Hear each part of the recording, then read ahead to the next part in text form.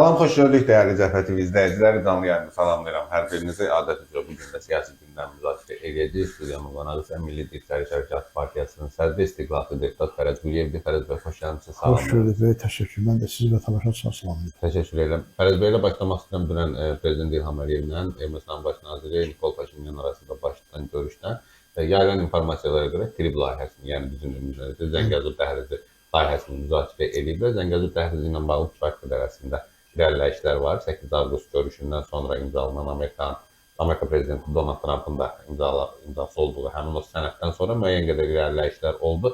Amma bu günlərdə İranın Fars News adlı bir agentliyi var. Sepaha yaxın bir agentlikdir. Onların yazdığı bir yazı var idi. Analitik yazı adı ilə paylaşmışlar ki, bəs Trib layihəsinin həyata keçməsi Ermənistan-İran sərhədlərində problemlərin yaranmasına və Ermənistanı blokadadır. Yəni İrandan uzaqlaşması mənasına gəlir. Bu da Ermənistanın iqtisadi siyasi blokadasına səbəb olacaq. Bir növ İran yenə də buna etiraz eləmiş oldu. Amma biz əvvəl prezidentlərin görüşündən və Zəngəzur dəhlizindən danışmaq istəyirəm. Sizcə Zəngəzur dəhlizi ilə bağlı məsələlər nə yerdədir? Gedişatla bağlı fikirlərinizi almaq üçün gedişat bizim maraqlarımıza uyğundur. Dedikləriniz tamamilə doğrudur. Yəni əslində proses irəliləyir, amma ona mane olmaq istəyən elementlər də öz işlərindədir. Mən İranı və Rusiyanı xüsusən mahiyyətcə eyni məqsəddir. Yəni Rusiyada, İran da istəyir ki, iplər öz əllərində olsunlar və İran istəyir ümumiyyətlə bu dəhliz işləməsi təbii ki. Amma Rusiyada burada özünün dominatlığını təmin etməsidir. Bu mənada uzlaşdırırlar, əlaqələndirirlər fəaliyyətlərini. Amma Amerikada bu məsələdə əl qoyandan sonra Azərbaycanın və Ermənistanın deyək ki, işi biraz yüngülləşdi. Yəni təkcə bu iki dövlət öz arasında məsələləri qoyanda mane olmaq cəhdləri daha çox olurdu, baskı daha çox olurdu. Amma indiki halda müəyyən qədər yüngülləşmə olsa da biz görürük ki, bu dövlətlərin, düşmən dövlətlərin institutlaşmış siyasətində dəyişiklik yoxdur. Bunlar mahiyyətcə Azərbaycanın və Ermənistanın mütəmadi olaraq təzyiq altında qalmasına maraqlıdırlar.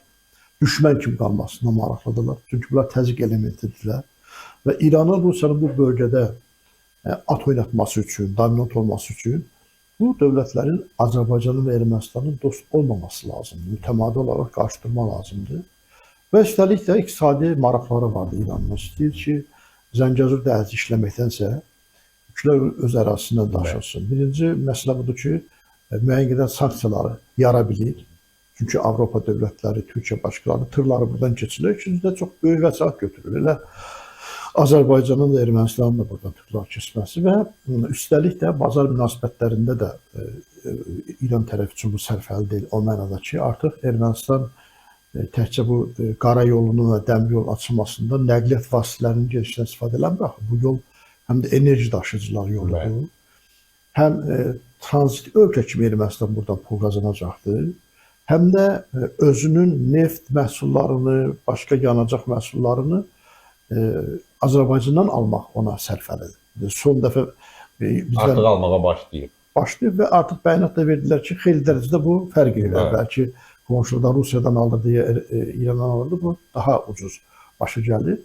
Və Qafqazın özünün elektrik şəbəkəsinə qoşulmaq məsələsində. Hələ indi Gürcüstan üzərindən alırlar, amma tutaq ki, məsələn, Zəngəzur dəhlizi açılandan sonra Gürcüstana da ehtiyac qalmayacaq. Birbaşa gedəcək və orada tranzit xərcləri biraz da ucuzlaşacaq, daha ucuz başa gələcək. Tamamilə doğru, tamamilə doğru. Hələ birbaşa gediş olarsa, əlbəttə ki, indi bu Gürcüstana tranzit xərcləri ödəməlidir, vaxt uzanır, yol uzanır məsələ. Ona görə bu Ermənistan, İran düşünür ki, Ermənistan da Azərbaycan da bütün mənalarda ona artıq əlindən çıxır. Üstəlik də Amerikan da bu sazişdə iştirakçı və texniki mənada və iqtisadi cəhətdən də gələcəkdə Amerika şirkətlərinin burada mövcudluğu İran üçün təhlükədir, qorxurlar, ehtiyat edirlər. Çünki ən azından o şirkətlər burada olandan sonra şirkətlərin təhlükəsini təmin etmək üçün təhlükəsizlik qüvvələrini də Amerika yerləşdirə bilər. O haqqıdır, budur və bunu Ermənistan və Amerika birlikdə bunu həll edə bilər. O mənada İran bütün hallarda dirəşik kimi məsələlərdə Ermənistan əleyhinə geçsin. Amma Ermənistan bugünkü hakimiyyəti olduqca pragmatik bir siyasət yürüdür və Azərbaycanın müəyyən məqamlar oldu ki, hələ Amerikanlar məsələyə qarışmayanlar iki tərəfli danışıqlara getdilər. pərdə arxası danışıqlarda bizim prezidentlə danışıqlar elədilər. Xüsusən delimitasiya, demarkasiya məsələlərində və yaxud da sülh prosesinin detallarını müzakirə edəndə və sair məsələlərdə gerçək vəziyyəti və ölkələrin münasibətini də bilirlər. İndi Ermənistan parlamentinin sədri Rusiyaya gedəcəkdir. Görünür orada Lavrovla da görüşdə bu məsələləri biraz yumuşatmağa çalışacaqdır. Amma məncə Ermənistan seçimini eləyibdir. Qərb yönlü bir siyasət yürüdür və məncə də uğurlu yürüdür. Daxildə indi deyirlər Rusiyanın orada hərbi qüvvəsi vardır, nə bilim qarışdıra bilər falan. Mən hesab edirəm ki, o məsələlər də iti var. Yəni Rusiyanın orada olan hərbi qüvvəsi nə edə bilər ki, tutaq ki, artıq Ermənistan bir ara öz ərazisinə Avropa İttifaqının yaxud da Amerikanların qüvvələrin gətirdiyi təlim çadırından falan, ya müşahidə çadırından mən o vaxtda dedim ki, narahat olmaq deyilməz. Ermənistanın burada gətirdiyi qüvvələr sadəcə olaraq Rusiyanın buradakı qüvvələrinin sabah revanş imkanlarını önləmək üçündür. Mesela Amerika səfirliyi yəni Rusiyaya qarşı atılmış addım idi. Təbii, burada Amerika səfirliyi 2000-ə qədər əməkdaşı var. Ermənistan kimi kiçik bir dövlətin 2000-ə qədər əməkdaşı çox böyük rəqəmdir. Təkcə bu səfirliyin əməkdaşları belə gümrüdə olan Rus hərbiçilərini zərərsizləşdirmək üçün kifayətdir. Yəni, çünki oraya gələnlər uşaqlar deyil, 2000 nəfər hamısı diplomat gəlib orada oturmuyor, 3-dən diplomat lazımdır. Təbii. Açıq məsələ. Yəni, məncə bu məsələdə bitibdir. İndi orada, amma məsələn, bu nə edirlər? Biraz Trump'ın bəzi ifadələrindən də elə bil ki, ruhlanırlar. Tutaq ki, Trump ifadə işlətmiş ki, istəyib yəqin ifadə eləsin ki, Qafqazda Rusiyanın maraqları, amma Qafqaz Rusiyanın da kimi belə bir ifadə işlətmişdir. Bəli. Onun üstündə bir müddət keçəndən sonra Putin biraz da bundan belə əhvalı qarışdı ki, elə bu ərazi bizim ərazimizdir, burada ki, biz heç kim eşini bilməz. Anlamalıdır ki, artıq o məsələlər də çoxdan bitibdir. Hətta bu bölgənin geopolitik mənada bölgülərdə də tamamilə, hətta Orta Şərqin də Türkiyə və Azərbaycan tandeminin kontrolunda olması razılaşdırılmış bir məsələdir. Yəni, xüsusən SDK, Suriyada SDK, YPG qarşı mübarizədən sonra Amerikanlar diplomatik susqunluq nümayiş etdirdilər Türkiyənin təbii danışığından sonra və PKK-nın, YPG-nın, SDK-nın yanında yer tutmadılar. Əks tərəfdə Türkiyənin yanında yer tutdular. Əsgərlərini oradan çıxartmaqda məşğuldur və böyük ehtimalla bu danışıqlar baş veribdir. İran məsələsində də Türkiyə eynən susqunluq nümayiş etdirdi. Diplomatik fikirləri vardı, münasibətləri vardı, amma Amerikanın gələcək fəaliyyəti üçün də bir maneə yaratsın, blok işi görsün, müttəfiqlərlə bir iş görsün, kimdə bir şey yoxdur. Sülhə çağırır. Bu, dünyanın hər yerində belə olan məsələdir. Göründüyü qədər Amerikanlar burada, bu bölgədə Türkiyəni qəbullandılar. İki məsələ var burada. Biri budur ki, Türkiyə kimi müttəfiq itirməmək. Bəli. Əsas məsələ məncə çox ciddi məsələdir. Çünki NATO-da ikinci böyük bir dövlətdir. Üstəlik, həm ərazi baxımından da çox vacib yerdir. Çox bəli, coğrafi mənada vacib yerdir. Dənizləri açılan yerdir. Rusiyanın dənizləri çıxışlarında blok eləmə imkanları olan, boğazı blok eləmə imkanları olan bir yerdir. Türk dövlətlərinə çıxış üçün Türk dövlətlərinin lider olan Türkiyənin olması vacibdir. Türkiyənin özündə dünyada ən çox ikinci yeraltı qiymətli metallar, kobalt ehtiyatları var. Bu da sabah üçün çox lazım bir məsələdir. Üstəlik də hər kəs Orta Asiyada 500-1 formatına danışıqlar edir. Çində elədi, Amerikanlar da elədi olduqlar. Və başa düşürlər ki, bu dövlətlər daha çox Türkiyə ilə o münasibətlərdə uyğun bir münasibət yaratmaq mümkündür. Həm siyasi mənada, həm iqtisadi mənada ki, orada bir dəhliz açıldı. Tutaq ki, Türkiyə vasitəsilə Avropaya çıxışlar mümkündür, dənizlərə çıxışlar mümkündür və geopolitikanın özündə də bir böyük imperiya, böyük dövlət özündən uzaq məsafədə bir yeri götürüb öz başına saxlamaq istəyəndə bir neçə fəsad yaranır. Biri maliyyə məsələlərdir. İkinci, daxili doktrində zəiflik yaranır və fərqlənmələr başlayır. Və üçüncü, müttəfiqlərin inamsızlığı başlayır. Bu üç amillərdən qaldırmaq üçün Türkiyə üstünlüyə verməyə başladı Amerika. Amerikanın 50-ci illərdə məşhur Monroe doktrindəki qayıdışı vardı ki, Amerika qitəsində işlər görsün. O burada işlər görə, həm də kənardakı işlərdən də vaz keçmir axı. Çünki onun ən böyük projesi uzaq mənzilli vizyonu yer kürəsində anakonda çevrəsi yaratmaqdır. Bunu tamamlamaq üzrədə artıq müəyyən işlərini görüb tarı, yəqin ki, İranda məsələni hər hansı formada bitirdikdən sonra oraya qoyacaq. O mənada Türkiyənin də məsələlərdə, bu məsələdə Amerika yeri verir. Ona görə düşünürəm ki, Ermənistan da bu məsələlərdə Türkiyəni, Azərbaycanı seçməsi, Amerikanı seçməsi Rusiyanın kifayət qədər yerində oturdan bir amildir. Və bu dünənki Azərbaycan-Ermənistan görüşündə də həm iki dövlətin maraqları, həm bölgə maraqları, həm də yeni dünya düzənində bu dövlətlərin və regionun rolu nəzərə alınaraq münasibətlər qurulur.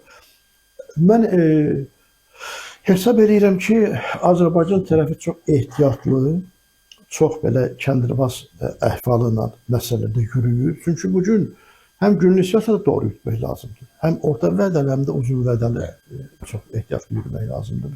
Əslində qalanda Azərbaycan Ermənistana nə qədər yaxınlaşdı, bir neçə qırmızı xəttimiz var bizim. Məsələn, Ermənistan Azərbaycana 30 il zərər verir. Bizim təzyiqat davamız var. Bunun məsələ aidiyyatı olmamalıdır. O dünənin işidir. Hətta bugünkü Ermənistan hakimiyyəti də deyir ki, Sarkisyan köçəliyən kimi elementlər müharibədən səbəbkardılar, cinayətkarlar belə də deyir və bütün erməni bəlalarının başında onlar dayanırlar, amma törədilmiş hadisə bizim başımıza çatdı. Yəni, Azərbaycanın bugünkü hakimiyyəti, gələcək hakimiyyətləri, siyasi elitası və Azərbaycan gəncliyi heç vaxt yadından çıxarmamalıdır ki, ermənilərlə nə münasibət qurulursa qurulsun, onlara tamamilə inanmaq olmaz, güclü olmaq lazımdır. Bir. İkinci, bizim təzminat məsələlərimiz həmişə yerində durmalıdır. Üçüncü, mən 13-cü il və 18-ci prezident seçkilərdə bir fikir söyləyirdim ki, Xocalı soyqırımın və 20 yanvar soyqırımın törədənləri mən prezident olaramsa, ilk sərəncamı olar ki, bu adamlar harada olursa olsa infaz edilsinlər. Belə bir praktika var. İsrail olimpiyadada idmançılarını öldürmüşlər. Onlar haqqında sərəncam verildi və harada tapdılarsa onlar infaz elədilər.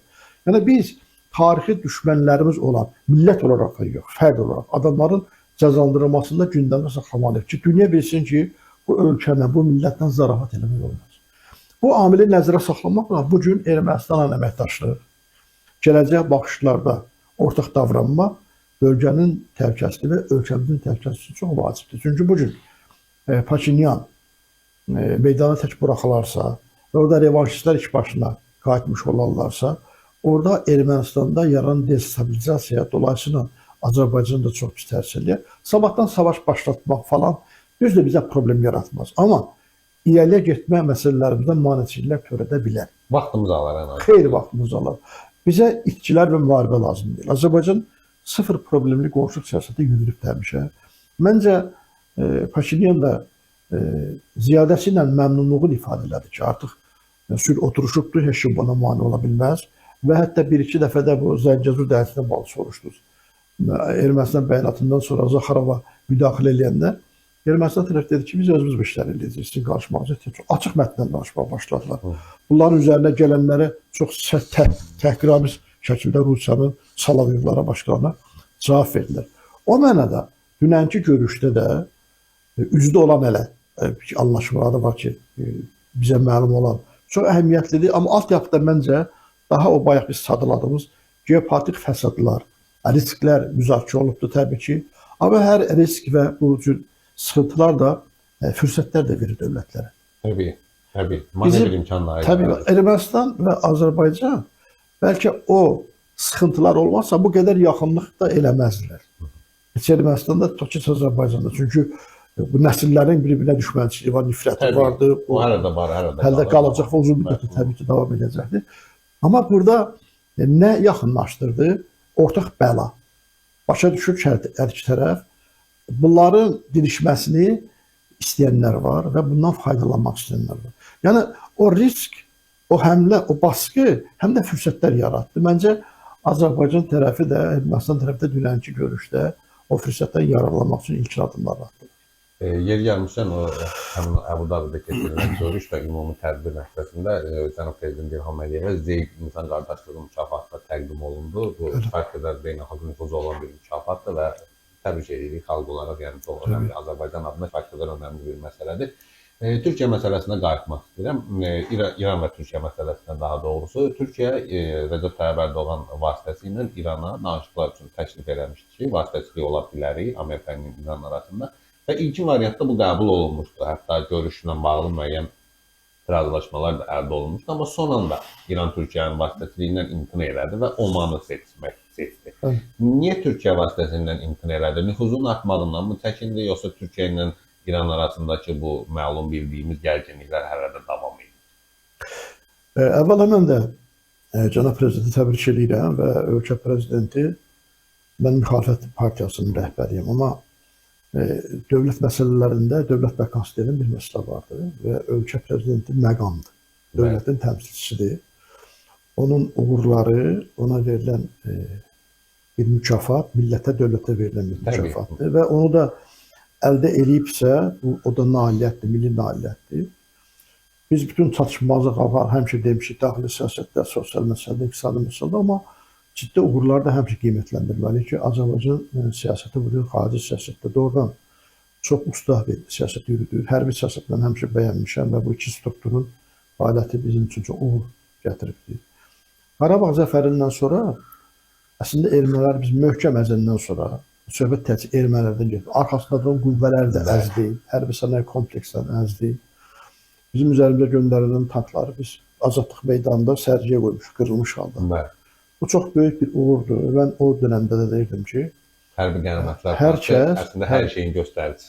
Hər kəs bir əsgər kimi ölkə prezidentinin yanında olmalıdır. Ölkə prezidenti indi son vaxtlar dəbə salıblar, təhqir edirlər falan belə şeylər, xaricdə kürsüdə olanlar. Bunlar çox yanlış məsələlərdir. Bir adamdan siz fərd olaraq xoşunuz gəlməyə bilər, münasibətiniz olmaya bilər.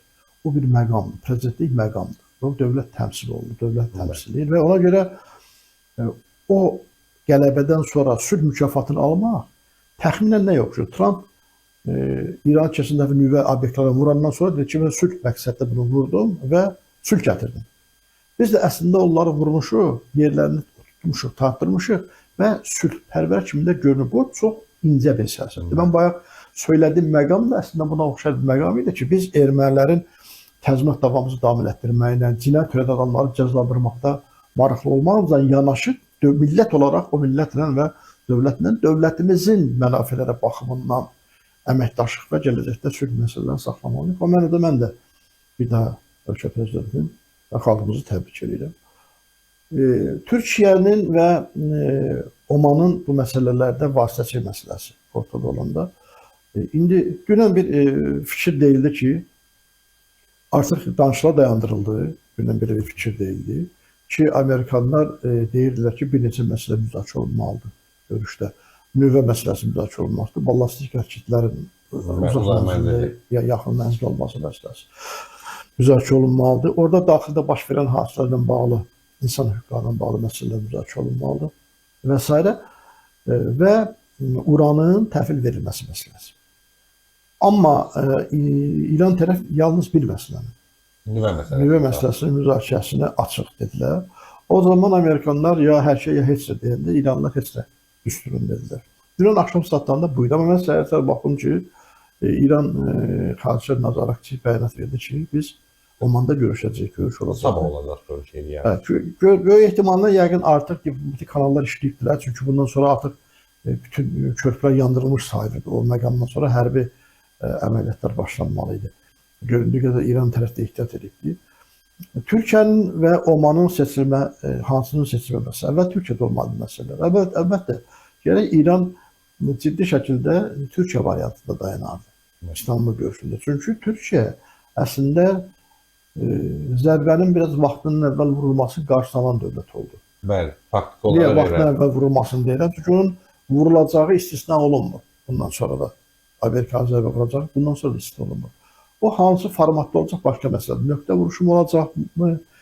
Xüsusi yerlər mi vurulacaqdır? Yəqin quru əməliyyat olmaz. Qısa dövr ərzində bir vurma məsələsindən. Bu ətraf daha çox buna meyillidir göründüyü qədər və İsrail də buna meyillidir. Dünən İsrail hərbi strukturu rəhbərlərindən Amerikanlar 3 saata qədər görüş keçirdilər. Sonrasında yayılan bəyanatda da İsrail tərəfi bildirdi ki, ümumiyyətlə razılıq əldə olunacağı ehtimalını çox aşağı qiymətləndirirlər. Bəli. O ərəfədə də İran PUA-sının vurulması ki, gəlmişdi, gəmiyə yaxınlaşmışdı. Onların Amerikan tankı ilə yaxınlaşanda olan insidentdə vəziyyətin o qədər sadə olmadığını göstərir. Belə məqamda İran üçün əslində Türkiyə məsələsi nəfəslikdir.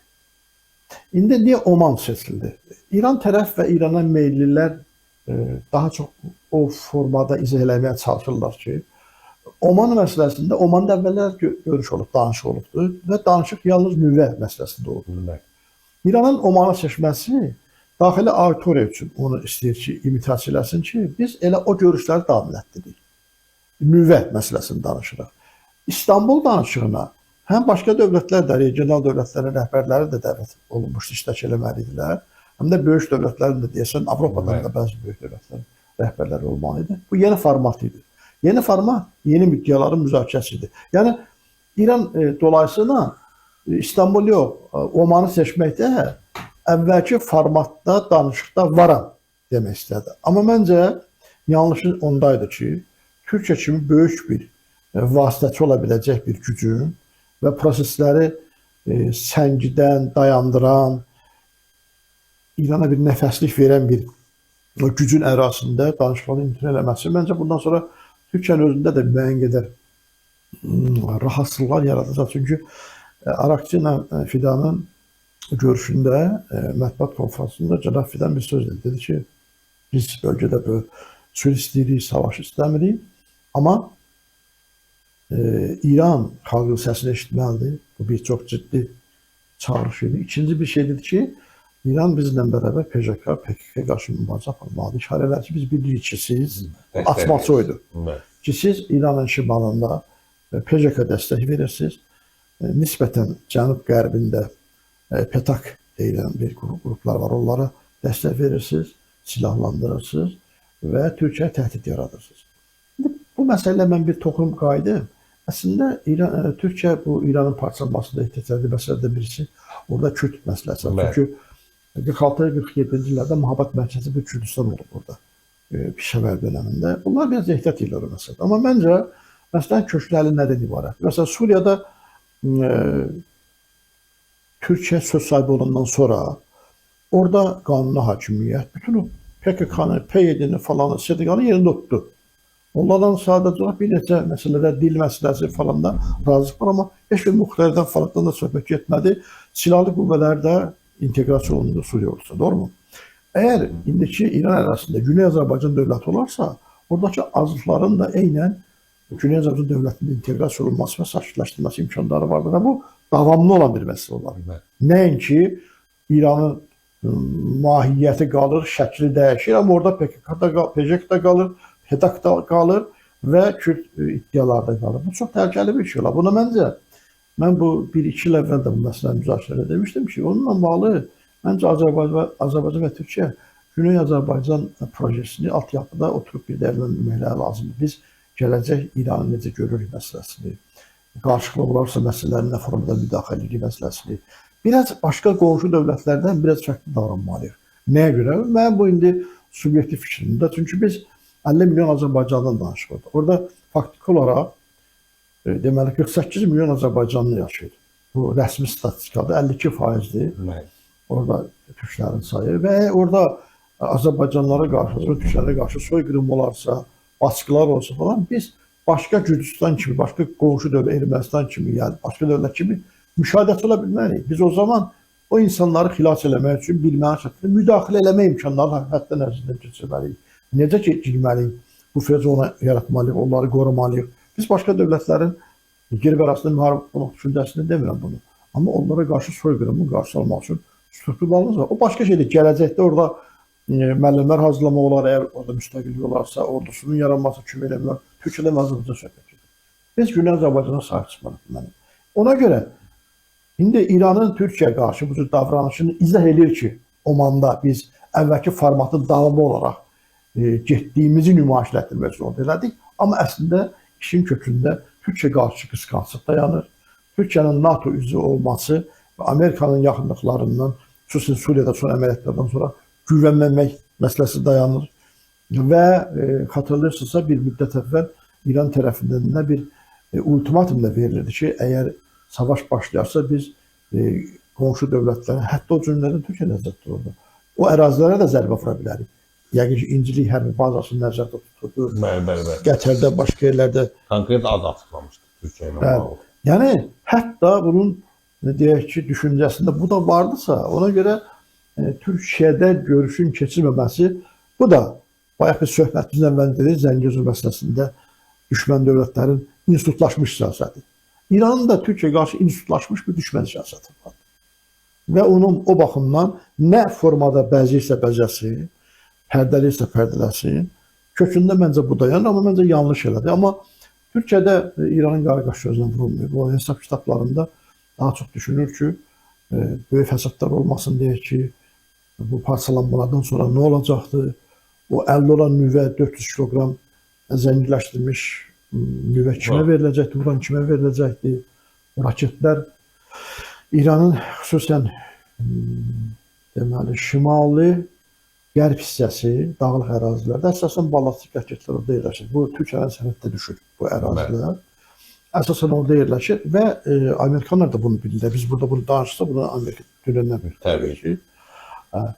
Onlar da savaş başlayanda həmin o ballistik raketlər olan yerlər, ərazilər vurulacaqdır. Yəni Türkiyə sərhədində daha bir Türkiyə sərhədlərində vurulur. O sərhədlərdə türklər daha çox yaşayır. Təbrizdən tutmuş ta cənuba qədər, Körfəzə qədər hamısı türkdür və o ərazidə də gətirib yerləşdiriblər dağlıq ərazidə. Bunlar. İndi onlarlar falanlar yerləşən, bəluzlar falanlar yerləşirlər. Daha çox orta və şərq hissədə yerləşirlər təbii ki. Amma daha çox ballistik raketlərin yerləri bu hissələr. Ona bir Türkiyə xüsusi narahatlıqları var təbii ki. İstəmir ki, bu narahatlıqlar olsun. Məncə indi bu gün də Arakçı dedi ki, danışıq olacaq. Baxaq indi bu predmetlər həmin İran qəbul edilmi? Hələ ki, qəbul edəcəyini açıqlamayıblar. İndi burada iki məsələ var burada da.